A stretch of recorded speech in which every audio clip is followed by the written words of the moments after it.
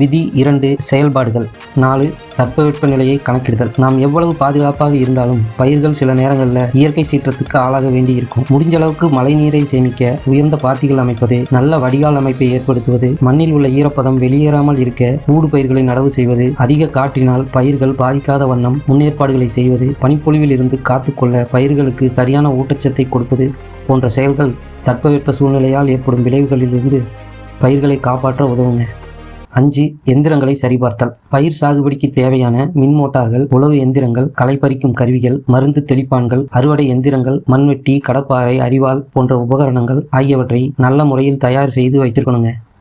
விதைப்பு, பயிர் பராமரிப்பு, அறுவடை பணிகள். நல்ல தரமான விதைகளை தேர்ந்தெடுத்து விதைப்பது, சரியான பக்குவத்தில் நடவு செய்வது, பயிர்களில் ஏற்படும் நோய்கள், பூச்சி தாக்குதல், ஊட்டச்சத்து பற்றாக்குறை ஆகியவற்றை கண்காணித்து உரம் இடுவது, பயிர் பாதுகாப்பு மருந்துகள் தெளிப்பது மற்றும் சரியான நேரத்தில் அறுவடை செய்வது